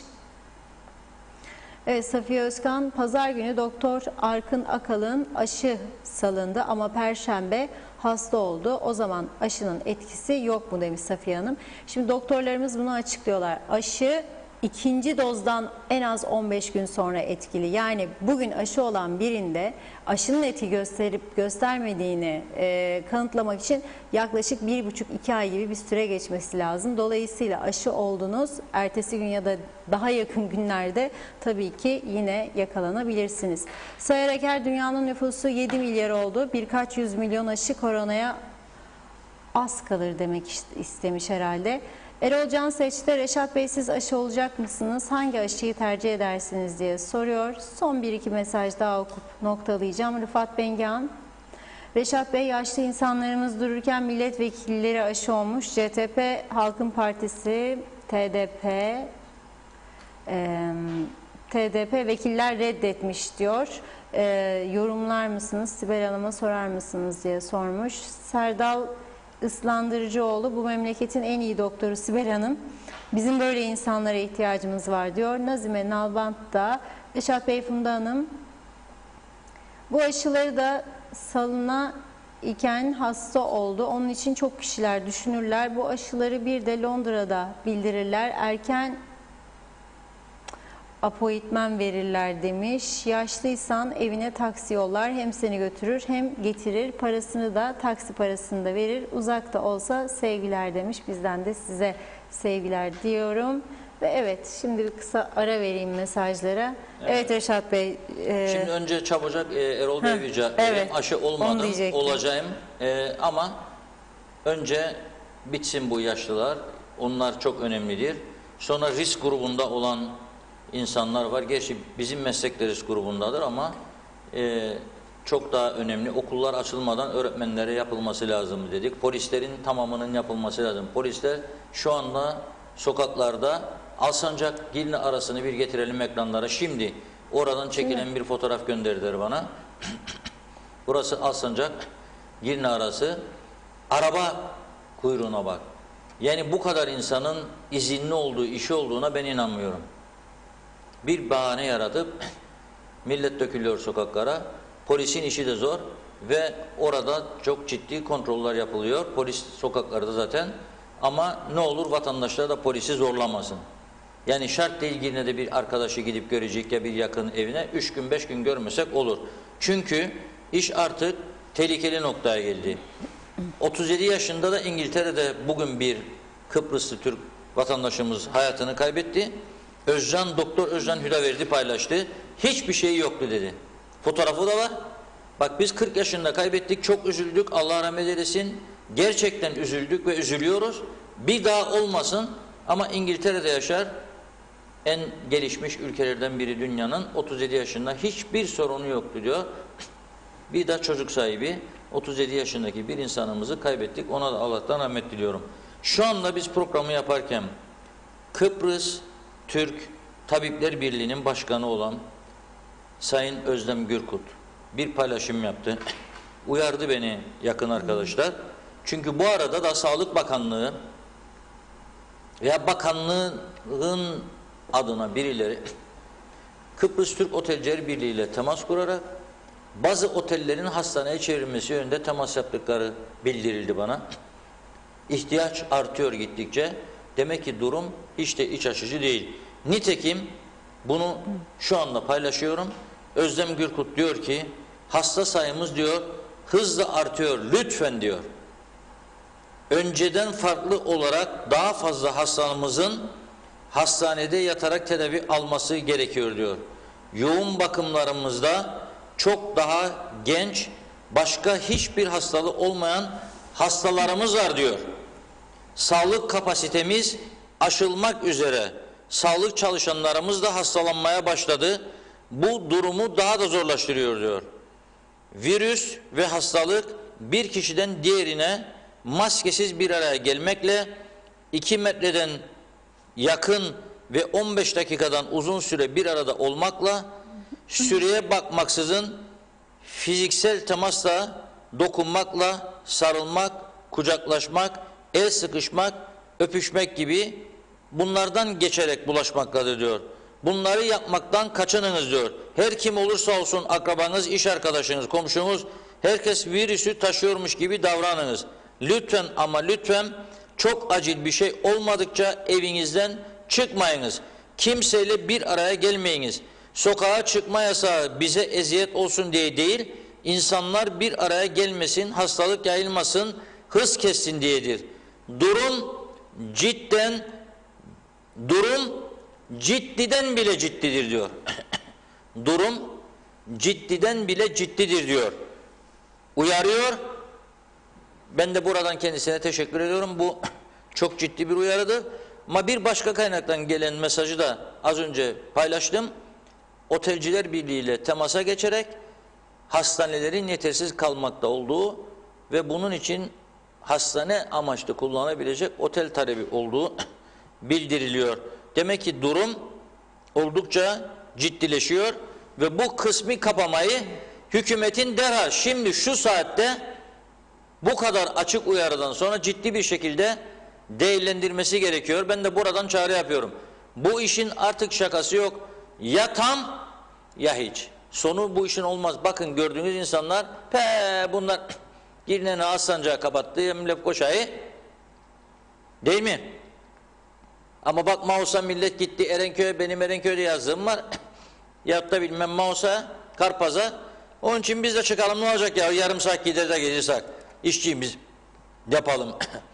Yahut da bir şey eksildik eve gidelim bakalım. Yahut da bizim bölgedeki market mesela şampuanı daha bağlı satar falan daha ucuz satar oraya gidelim. Bunun zamanı değildir. Lütfen bu konuda herkes dikkat etsin. Çok önemli bir dönemeçteyiz. Ne yapmak lazım tabii şimdi? Ne yapmak lazım? Aşılama sürecini hızlandırmamız lazım. Bugün kaç adet aşı kalmıştır elimizde? Kaç kişi aşılanmıştır? Ve kaç adet aşımız kalmıştır bilmiyoruz. Ne zaman geleceğini de bilmiyoruz. 3 hafta önce, 2 hafta önce, geçen hafta, dün buradan çağrı yaptım.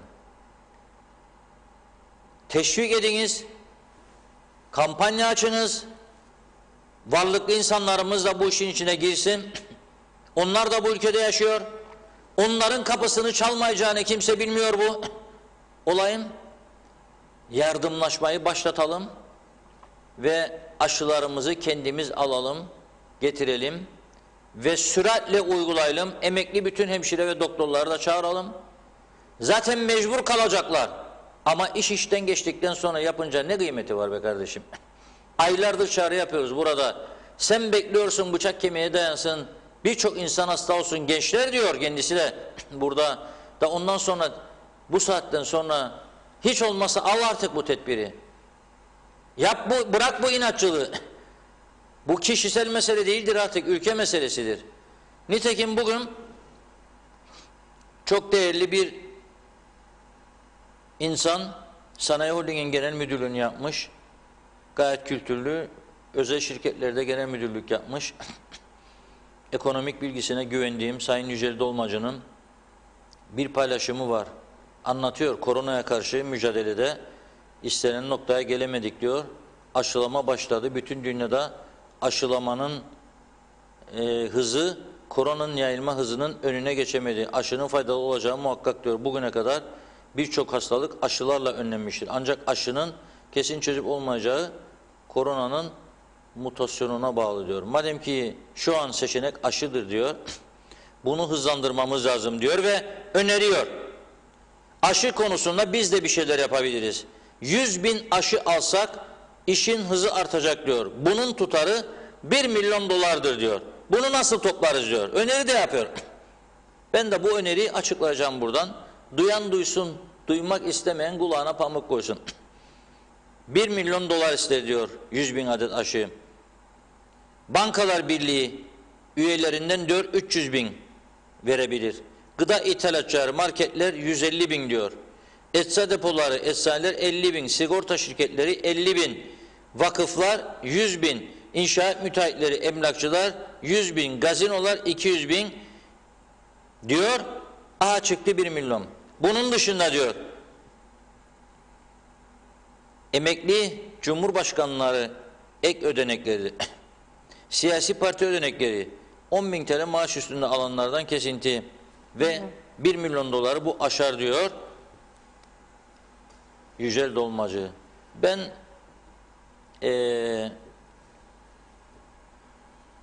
emeklilere gerek kalmaz diyorum gitmeye. Bankalar Birliği, gıda ithalatçıları, marketler, ecza depoları, inşaatlar, eczaneler, inşaat müteahhitleri, emlakçılar, ben inşaat malzemeleri satıcıları da diyorum, çok büyük, Allah versin daha da büyüsünler, büyük olsunlar. Onlar da girsinler o dünyanın en zengin iş adamları listesine inşallah.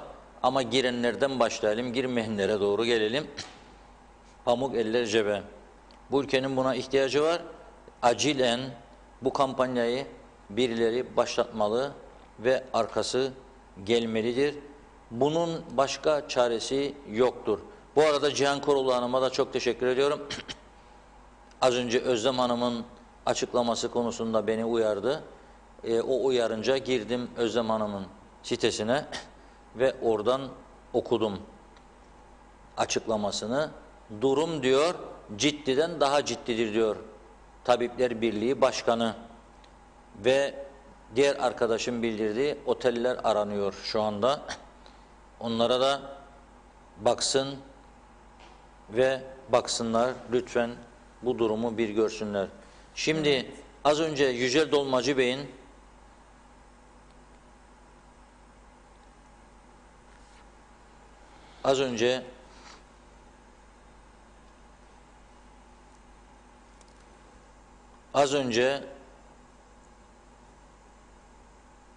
Yücel Dolmacı Bey'in açıklamasını okudum ve o diyor ki artık bir dayanışma kampanyasına ihtiyacımız var.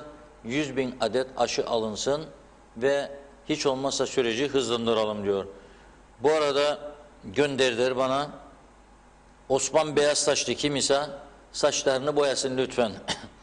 Bu ülkeyi karıştıran Reşat Akar'dı diyor. Herkesin aklını allak bullak etti. Yok zannederim sizin aklınızı birileri allak bullak etti. Saçlarınızı siyaha boyayın. Adınızı da siyah saçlı yapın, beyaz saçlı yerinden. Çünkü olmadı bu. Ne yapmışız da karıştırmışız aklını insanların, acaba merak ediyorum.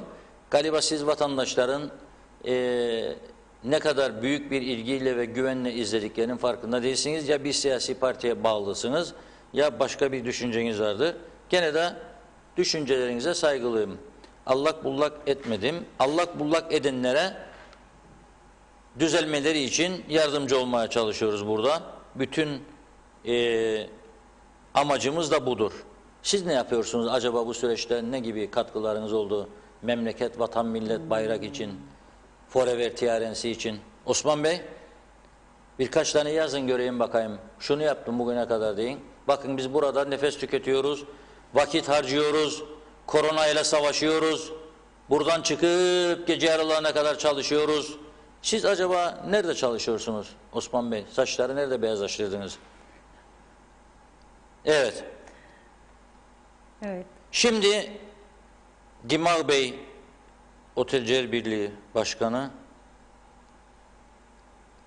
bir not, bir arkadaşım onun adına iletti bana. Yarın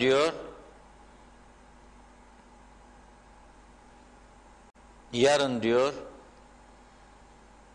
bugün veya yarın, en geç yarın demek ister herhalde, tüm sendika ve örgüt başkanları 250.000 aşı kampanyası için 20.000 aşı başbakana gideceğiz diyor. Eli güçlensin diye diyor.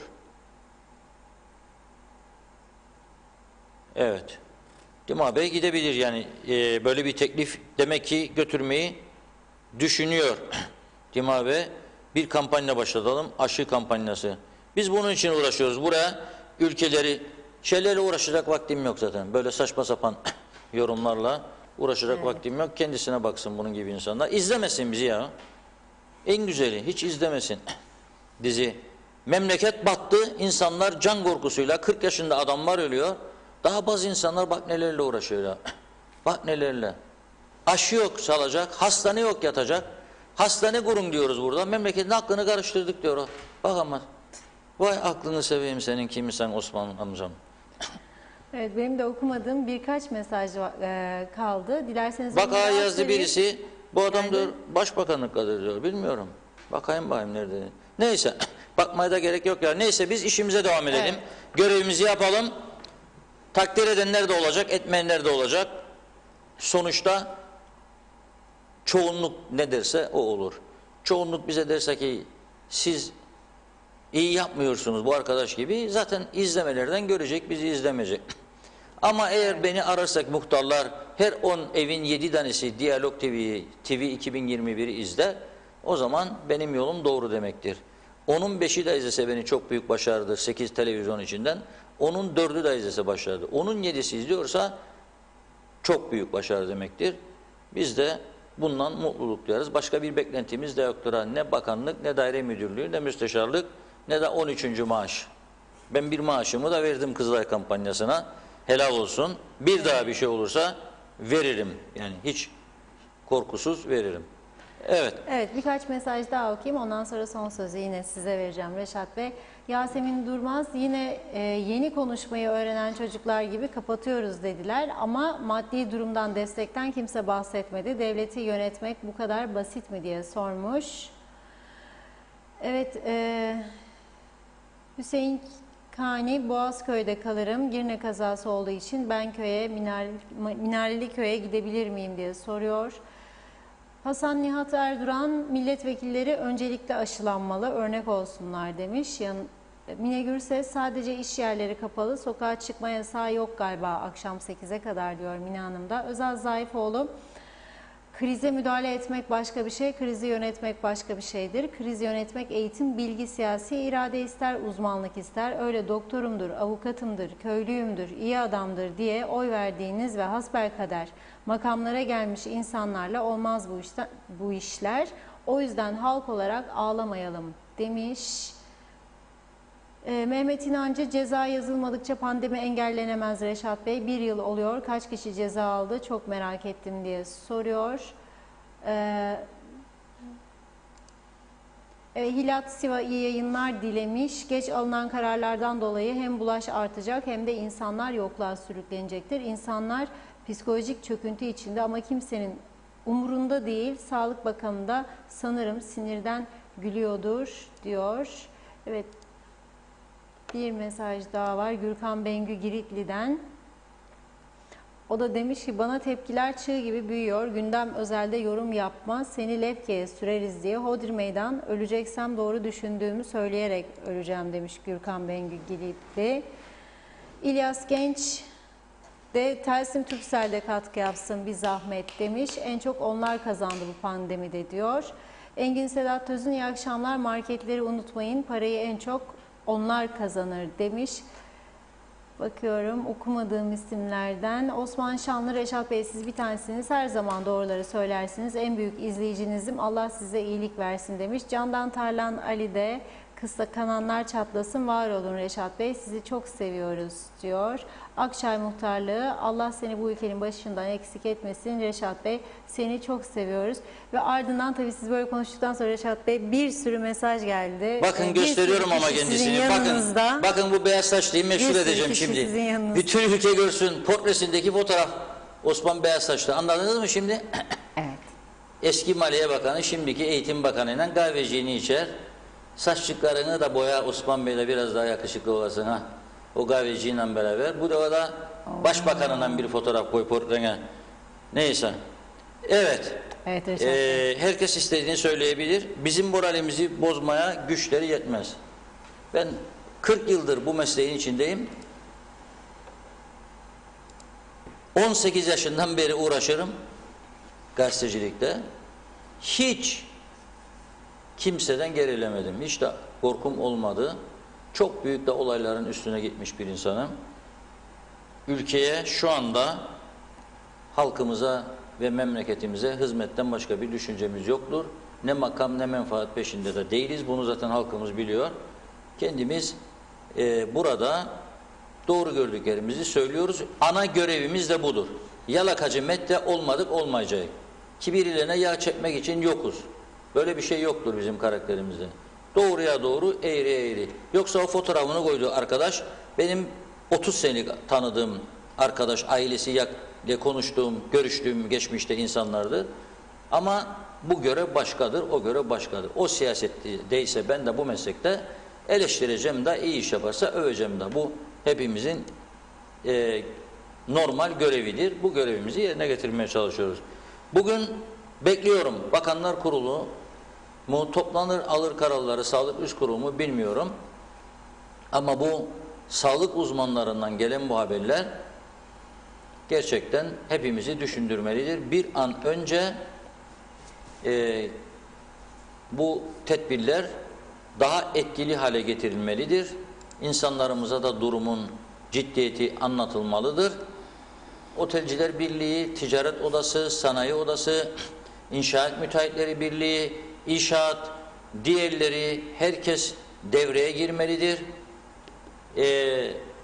Sesini çıkarmayan, perde arkasında oturup da sakin sakin, hiç yardım etmeden bana ne be, görünmesinler seni çekil kenara diyen, cebi bayağı şişkin olan arkadaşları teşvik etmelidirler. Geliniz siz de kendinizi gösteriniz diye. Plaket vaat etsinler. Biz plaketi çok severik. Bir plaket, bir tören, alkışlar. Onu da yapalım. Yeter ki bu aşı kampanyasını bir an önce geliştirelim. Çünkü aşı bir umuttur. Biraz önce söyledim. Umut olmasa Amerika'nın yeni başkanı her gün için 1,5 milyon aşı talimatı verdi. İlk gün koltuğa oturdu. 1,5 milyon aşı alacaksınız ve firmaları zorluyor üretimi artırsınlar diye. 1,5 milyon aşı günde, yaz bitinceye kadar da 300 milyonun aşılanmasını öngörüyor. Burası artık popülizm kaldıracak durumda değildir. İnsanlarımızın geleceğini ilgilendirir. Lütfen herkes sorumluluğunu bilsin ve bir an önce harekete geçsin. Biz başlatsaydık bu kampanyayı, ben adım gibi eminim, bu defa 3 değil 13 milyonla toplarız. Ama arada bunu çekemeyenlerin yapacaklarını düşünüyorum. Geçen de yaptıklarını hatırladıkça ne gerek var? Zaten yoruluyoruz, zaten yorgunuz, zaten çok işimiz var. Başkaları da alsın bu sorumluluğu. Biz onlara destek olalım. Buradan değilim ki falanın yaptığı kampanyaya destek olun değilim. Ve insanlar da gitsin oraya destek olsun. Ha bu bir güven meselesi, ayrı mesele. O güveni telkin edecek başka kuruluşlar da vardır eminim. Çıksınlar ortaya, yapsınlar. Biz de onlara buradan elimizden geldiğince bütün desteği verelim. Bir an önce ama bu aşılama kampanyası başladı ama geliştirilmelidir daha doğrusu. Çok hızlı bir şekilde geliştirilmelidir. Emekli çıkmış hemşireler, doktorlardan da bu konuda yardım istenmelidir. Bu işi mevcut kadroyla yürütmemiz mümkün değildir. Ağzınıza sağlık diyerek o Teşekkür zaman ederim. programı da burada noktalayalım. Süremizin sonuna geldik sevgili izleyenler. Sizlere de güzel yorumlarınız, mesajlarınız için ayrı ayrı teşekkür ediyoruz. Yarın yine aynı saatte görüşmek üzere diyelim o zaman. Sağlıklı, mutlu günler efendim. İyi akşamlar.